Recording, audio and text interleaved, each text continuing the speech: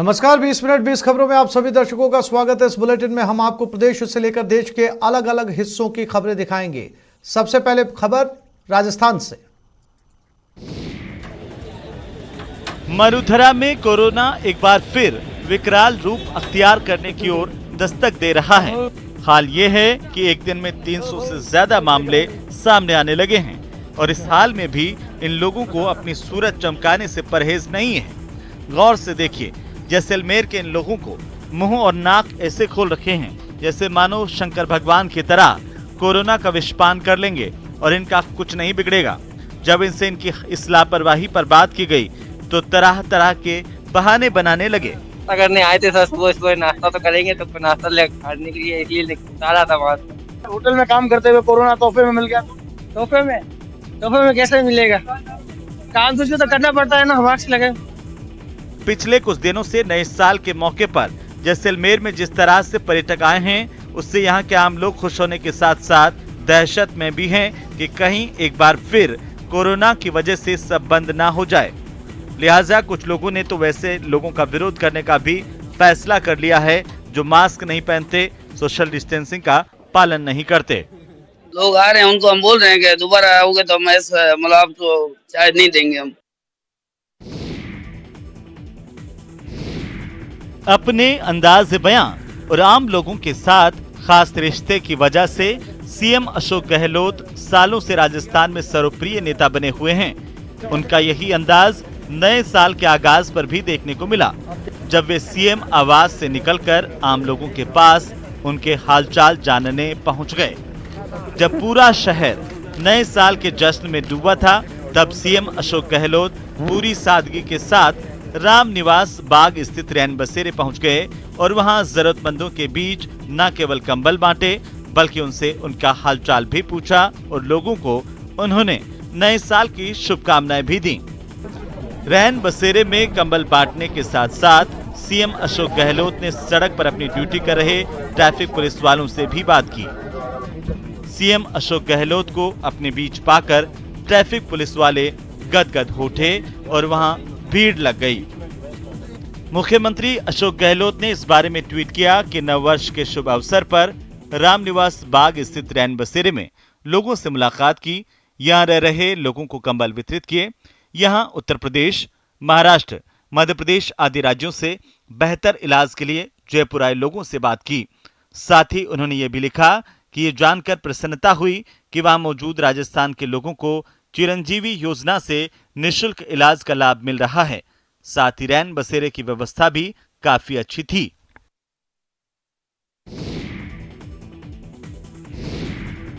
सिर पर पगड़ी, सफेद चादर और मास्क लगाए सांसद महोदय इन बच्चों के साथ बच्चे हुए जा रहे हैं। बच्चे म्यूजिक की धुन पर थिरक रहे हैं तो सांसद महोदय भी उन्हें उत्साहित करने के लिए खुद झूम रहे हैं। बच्चों के साथ नए साल के जश्न के मौके पर बच्चे बने हुए ये राज्यसभा सांसद डॉक्टर किरोड़ी लाल मीणा हैं, जो दौसा के सिकराय उपखंड के पट्टीन गांव में म्यूजिक की धुन पर बच्चों की हौसला अफजाई कर रहे हैं। बताया जा रहा है कि नए साल के मौके पर सांसद यहां पहुंचे थे। इस दौरान वहां कुछ बच्चे भी जमा थे जो यूं ही म्यूजिक की धुन पर थिरक रहे थे। उन बच्चों को देख सांसद का दिल भी मचल उठा और वे उन बच्चों के पास पहुंच गए और लगे हौसला अफजाई करने। वैसे जो लोग डॉक्टर किरोड़ी लाल मीणा को जानते हैं, उन्हें पता है कि जब भी मौका मिलता है सांसद मस्ती करने लगते हैं। उनका यही स्वभाव उन्हें आम लोगों से जोड़ता है और वे हर दिल अजीज बने रहते हैं।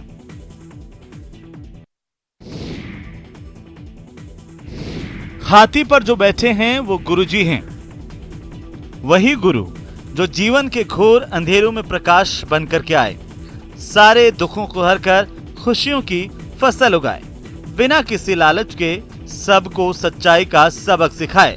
गुरुजी रिटायर हुए तो पूरे गांव के लोग उमड़ पड़े। गुरुजी को हाथी पर बिठाया और ऐसी विदाई यात्रा निकाली कि देखने वाले देखते रह गए। उनके सम्मान में पूरे इलाके के लोग गाजे बाजे के साथ उनकी विदाई यात्रा में शामिल हो गए। गुरुजी के रिटायरमेंट पर विदाई समारोह की ये तस्वीरें भीलवाड़ा के शाहपुरा के अखड़ गांव की हैं।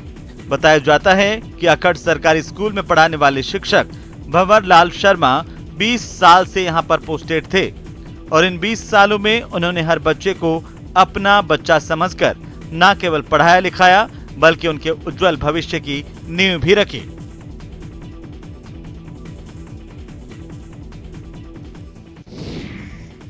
और अब देख लेते हैं कुछ अन्य राज्यों की महत्वपूर्ण खबरें।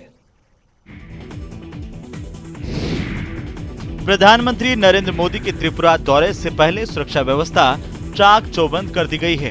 राज्य सरकार की तैयारी के अलावा भारत बांग्लादेश सीमा पर भी सुरक्षा बढ़ाई गई है। बॉर्डर पर सीमा सुरक्षा बल की तैनाती की गई है। बीएसएफ के जवान दिन रात सरहद पर निगरानी कर रहे हैं। यहाँ जवान ड्रोन और स्पाई कैमरा समेत आधुनिक तकनीक का इस्तेमाल कर सरहद की सुरक्षा में लगे हुए हैं। आपको बता दें कि प्रधानमंत्री मोदी मंगलवार को त्रिपुरा का दौरा करने वाले हैं। इस दौरान प्रधानमंत्री मोदी राजधानी अगरतला में महाराजा वीर विक्रम एयरपोर्ट के एक नए टर्मिनल का उद्घाटन करेंगे और फिर एक जनसभा को भी संबोधित करेंगे। पीएम मोदी के साथ साथ केंद्रीय नागरिक उड्डयन मंत्री ज्योतिरादित्य सिंधिया और भारतीय विमानपत्तन प्राधिकरण के वरिष्ठ अधिकारी भी कार्यक्रम में मौजूद रहेंगे। इन वीवीआईपी की सुरक्षा के मद्देनजर ही सरहद पर सुरक्षा बढ़ाई गई है ताकि किसी भी तरह की कोई अप्रिय घटना नहीं हो। प्रधानमंत्री जी का दौरा है, उसके कारण इस एयरपोर्ट की संवेदनशीलता बहुत बढ़ी हुई है और हम नहीं चाहते हैं कि सीमा पार से किसी भी तरह की कोई अप्रिय घटना हो। इसके लिए हमने पूरे इलाके में अभी पेट्रोलिंग गश्त बढ़ा रखी है। ओमिक्रॉन को फैलने से रोकने के लिए महाराष्ट्र में लगी सख्त पाबंदियों के बीच नासिक से एक हैरान करने वाला वीडियो सामने आया। ये वीडियो शिवसेना की एक राजनीतिक सभा का है जहां सरकार की पाबंदियों का जरा भर भी असर नहीं दिखा।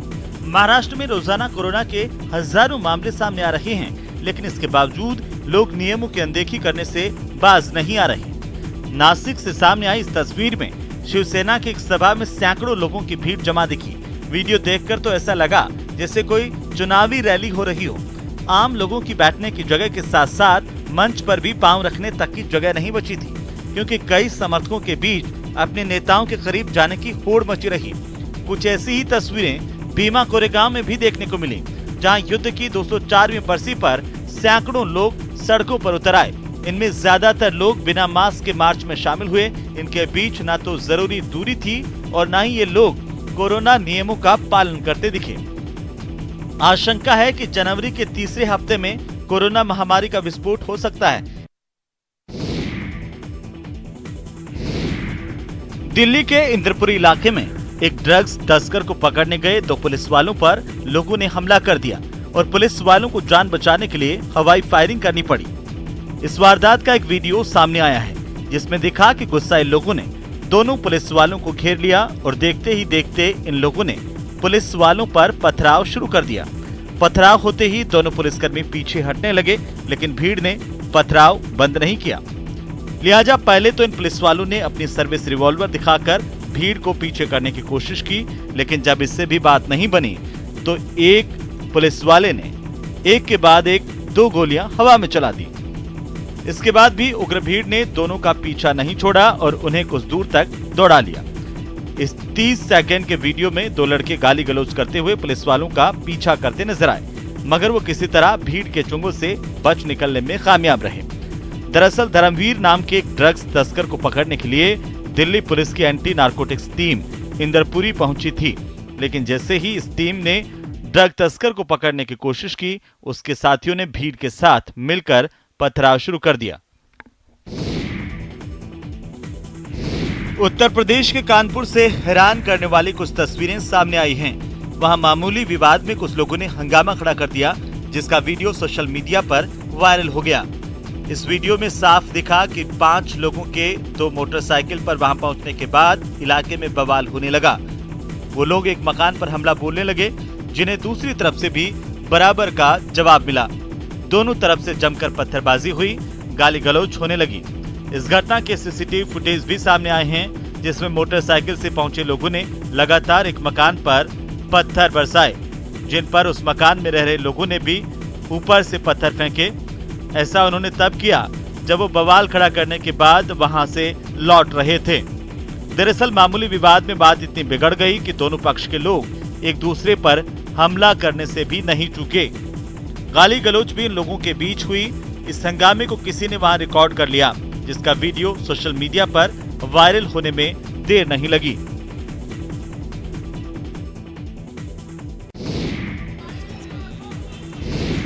हरियाणा के यमुनानगर से एक चौंकाने वाला वीडियो सामने आया है। यहाँ एक गेस्ट टीचर पानी की टंकी पर चढ़कर ड्रामा करने लगा। ये गेस्ट टीचर पक्की नौकरी और बढ़ी हुई तनख्वाह देने की मांग पर वहां चल रहे आंदोलन में शामिल हुआ था, लेकिन अचानक वो पास की एक पानी की टंकी पर चढ़ा और खुदकुशी करने की धमकी देने लगा। उसकी इस हरकत से वहां पर हड़कंप मच गया। टंकी के पास बाकी दूसरे टीचरों की भीड़ जमा हो गई, जो उसे समझा बुझाकर नीचे उतारने की कोशिश करने लगी। इकट्ठे मिलकर लड़ेंगे, सर नीचे आ जाओ। अपने साथी टीचरों की अपील का उस पर कोई असर नहीं हुआ और मांगे मानने तक टंकी पर रहने की चेतावनी दी। जानकारी मिलते ही कुछ पुलिस वाले भी घटना वाली जगह पर पहुंच गए और उसे नीचे उतारने की तरकीब में जुट गए। प्रदर्शनकारी टीचरों के मुताबिक कुछ वक्त पहले खुद मुख्यमंत्री मनोहर लाल खट्टर ने भी उनकी समस्याओं को दूर करने का भरोसा दिया था और उसकी डेडलाइन भी दी थी, लेकिन 2 महीने से ज्यादा बीत जाने के बाद भी उस पर कुछ नहीं हुआ। इसके बाद से ये टीचर मांग मनवाने के लिए पानी की टंकी पर चढ़ गया।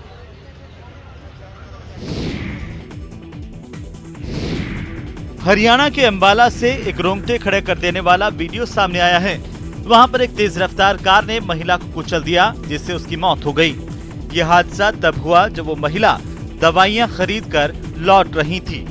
तभी एक बेकाबू कार ने उस महिला को सामने से टक्कर मारी। ये घटना पास के मकान में लगे सीसीटीवी कैमरे में रिकॉर्ड हो गई, जिसमें सड़क के किनारे वो महिला बाकी लोगों की तरह जाती हुई दिखाई दी। इसके बाद सामने से आ रही तेज रफ्तार गाड़ी ने उसे इतनी जोर से टक्कर मारी कि वो हवा में कई फीट तक उछलकर कुछ दूरी पर जा गिरी, जबकि कार सामने वाले मकान की दीवार से टकरा गई। इस हादसे के तुरंत बाद आसपास के लोग जमा हो गए। जानकारी मिलते ही महिला के कुछ रिश्तेदार भी घटना वाली जगह पर पहुंच गए और सामने महिला के शव को देखकर जोर जोर से रोने लगे। कुछ देर बाद वहां पर पुलिस भी पहुंची और आरोपी ड्राइवर को पकड़कर मामले की जांच शुरू कर दी गई। इलाके के लोगों का यह भी आरोप है कि हादसे के वक्त कार का ड्राइवर नशे में था। महाराष्ट्र के नासिक में कुएं में गिरे तेंदुए के बच्चे को सुरक्षित बाहर निकाल लिया गया। वन विभाग के अधिकारियों ने बताया कि तेंदुए का बच्चा रात में शिकार की तलाश में कुएं में गिर गया था, जिसका पता चलते ही इसे बचाने के लिए फौरन रेस्क्यू ऑपरेशन चलाया गया। सबसे पहले वन विभाग के अधिकारियों ने रस्सी बांधकर कुएं में एक चारपाई उतारी। इस पर तेंदुए का बच्चा बैठ गया।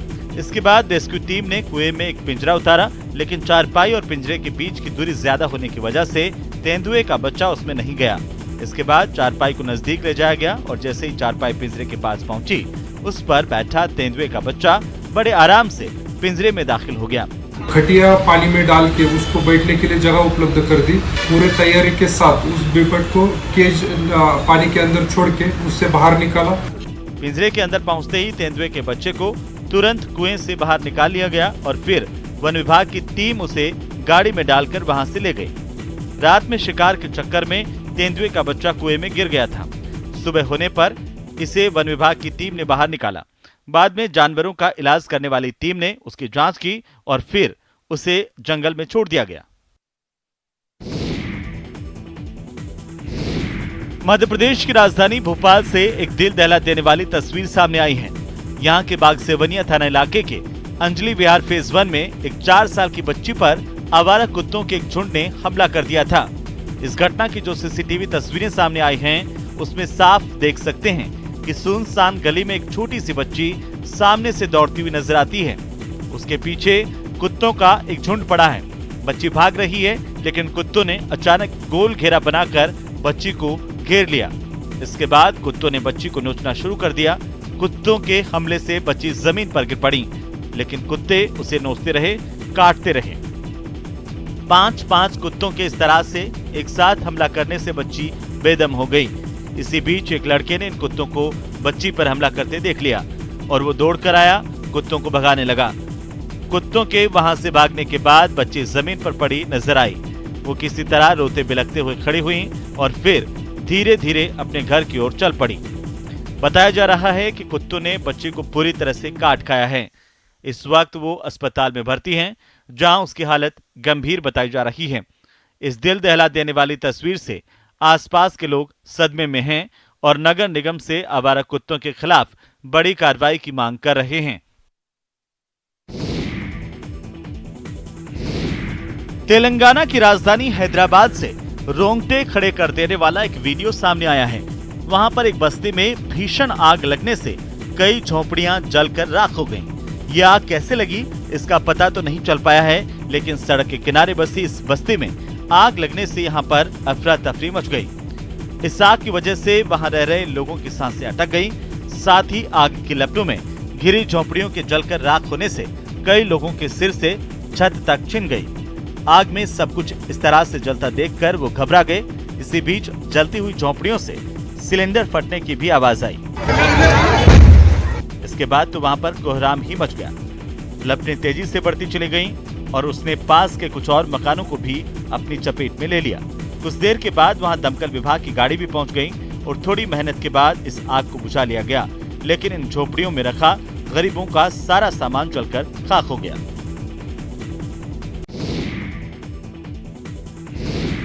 गुजरात सरकार ने नए साल के मौके पर प्रदेश के लोगों को अंतर्राज्यीय हवाई सेवा और जॉय राइड्स का तोहफा दिया है। इस सेवा के तहत सूरत से अहमदाबाद, राजकोट, भावनगर और अमरेली के बीच ये हवाई सेवा उपलब्ध रहेगी। खास बात यह है कि ये नई सर्विस पर्यटकों के अलावा एयर एम्बुलेंस और वरिष्ठ लोगों को ध्यान में रखते हुए शुरू की गई है। केंद्रीय रेल राज्य मंत्री दर्शना जरदोश और राज्य के नागरिक उड्डयन मंत्री पूर्णेश मोदी ने अहमदाबाद एयरपोर्ट परिसर में अंतर्राज्यीय हवाई सेवाओं की शुरुआत की।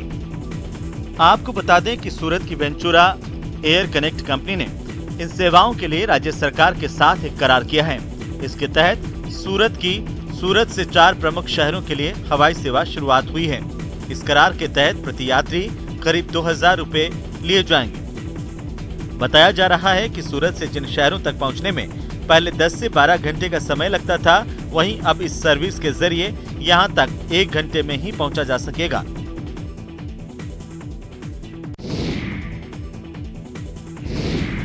कपड़े हो या लकड़ी का सामान, घर सजाने का सामान हो या फिर कांसे के बर्तन, इस हस्तशिल्प प्रदर्शनी में नजर आ रही हर एक चीज नायाब है।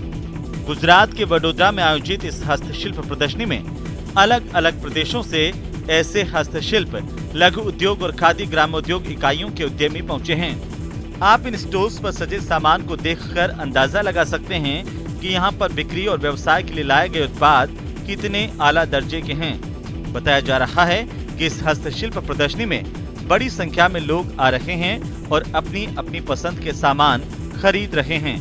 इसके साथ ही वैसे लोग भी बड़ी संख्या में यहां पर पहुंच रहे हैं जो इन हस्तशिल्प उत्पादों का व्यवसाय करना चाहते हैं। 2002 से एग्जीबिशन करना चालू किया। आर्टिजन खुद आते हैं, बैठते हैं, कस्टमर से बातें करते हैं और सीखते हैं उसमें से और अपनी चीजें बेचते हैं। आंध्र प्रदेश के विजयवाड़ा में एक रेस्टोरेंट मालिक ने ग्राहकों को लुभाने के लिए अनोखा तरीका निकाला है। वहां पर खिलौने की ट्रेन के जरिए ग्राहकों तक खाना पहुंचाने की शुरुआत की गई है, जिसने रेस्टोरेंट में पहुंच रहे लोगों का खूब ध्यान खींचा। जो तस्वीरें उस रेस्टोरेंट से सामने आईं, उनमें साफ दिखा कि खिलौने की इन ट्रेनों ने मालगाड़ी की तरह एक जगह से खाना लेकर उसे दूसरी जगह पहुंचाया। इसके लिए रेस्टोरेंट में किचन से लेकर अलग अलग मेजों तक पटरियां बिछा दी गईं, जिनसे गुजरते हुए ट्रेनें ग्राहकों तक उनका ऑर्डर पहुंचा रही हैं और खाना ले जाने के काम में जुटी हुई दिखाई दी। They'll be handing over the train department and they'll be placing according to the respective table. ग्राहकों की मेज तक जब वो ट्रेनें पहुंची तो इस अनोखे तरीके को देखकर उनकी निगाहें भी टिक सी गई। कोई अपने मोबाइल में इसके वीडियो रिकॉर्ड करने लगा तो किसी की मुस्कुराहट ने ही रेस्टोरेंट के इस अनोखे तरीके पर अपना अनुभव जाहिर कर दिया।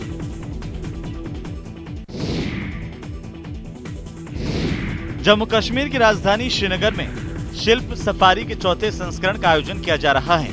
प्रदेश के हैंडीक्राफ्ट एंड हैंडलूम डिपार्टमेंट की ओर से आयोजित इस सफारी में प्रदेश के अलग अलग हिस्सों से आए शिल्पकारों की अद्भुत कारीगरी देखने को मिल रही है। लकड़ी से बने सामान हो या फिर पत्थरों पर उकेरी गई नक्काशी, कश्मीरी लोक कथाओं को दर्शाते कालीन हो या फिर स्थानीय कपड़े, इस शिल्प सफारी में हर एक चीज नायाब नजर आ रही है।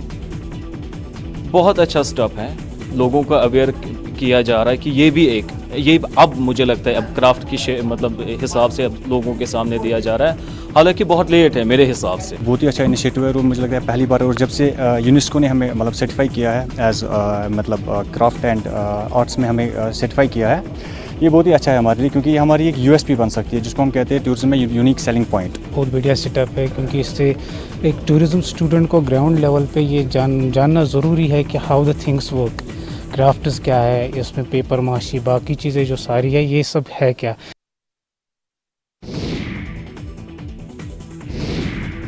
ये लोक नृत्य जितना पुराना है, अपने नाम और अंदाज की वजह से उतना ही खास।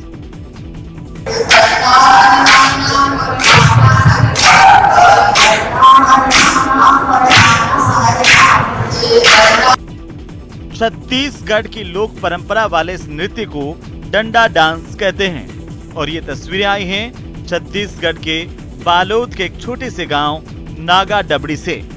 आपको बता दें कि नागा डबड़ी के इस डंडा डांस की परंपरा करीब 100 साल पुरानी है। बताया जाता है कि फागुन त्योहार में डंडा डांस करने वाली टोली 7 तरह के डंडों के साथ पारंपरिक वेशभूषा में लोकगीत गाते हुए डांस करते हैं। इस डांस की वजह से ही इस टोली को कई पुरस्कार भी मिले हैं, लेकिन बदलते वक्त में इस डांस के कदरदान और इसके कलाकार कम होने लगे थे। ऐसे में इस डांस को बचाने के लिए गांव के बुजुर्गों ने एक मुहिम शुरू की है और उनकी इस मुहिम में यहाँ के युवा भी उनका साथ दे रहे हैं।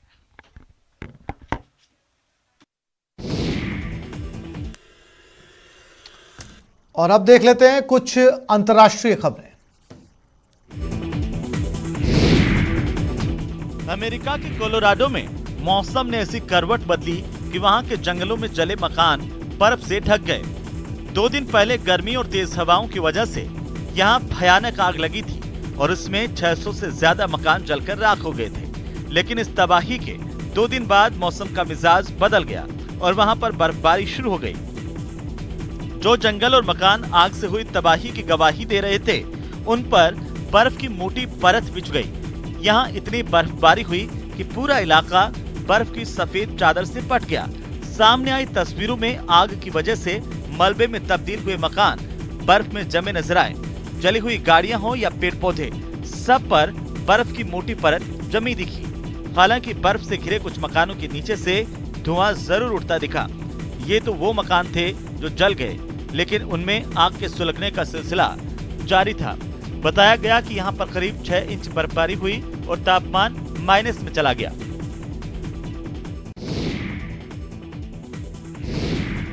यूरोप के देश रोमानिया में हर साल की तरह इस बार भी बुराई को भगाने की परंपरा निभाई गई।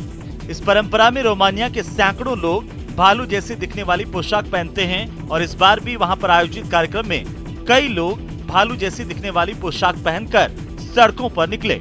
ज्यादातर लोगों ने अपने सिर पर भालू के जैसी दिखने वाली पोशाक पहनी थी। ढोल की धुन पर थिरकते हुए ये लोग शहर की गलियों में निकले। बताया गया कि इस तरीके से रोमानिया के लोग कई घरों का चक्कर लगाते हैं और उनका मानना है कि उनके ऐसा करने से उन घरों से बुराई दूर भाग जाती है। आपको बता दें कि इस परंपरा के तहत लोग भालू की पोशाक पहनकर ढोलक की थाप पर नाचते झूमते हुए शहर भर का चक्कर लगाते हैं। महिलाएं हो या पुरुष, हर कोई इस परंपरा में बढ़ चढ़कर हिस्सा लेते हैं। इन लोगों का मानना है कि इस परंपरा के जरिए बुराई को दूर किया जा सकता है, उससे छुटकारा पाया जा सकता है। इस अनोखी परंपरा की शुरुआत पूर्व ईसाई काल में हुई थी। उस समय यहाँ के डांसर्स रंगीन कपड़े या फिर जानवरों के फर पहन करके गांव-गांव घूमते थे और बुराई को भगाने की कोशिश करते थे। भीलवाड़ा से आई एक तस्वीर हैरान नहीं करती, लेकिन तस्वीरों के पीछे छुपी कहानी प्रेरणा देती है। बताती है कि ईमानदारी से की गई सेवा को सम्मान जरूर मिलता है।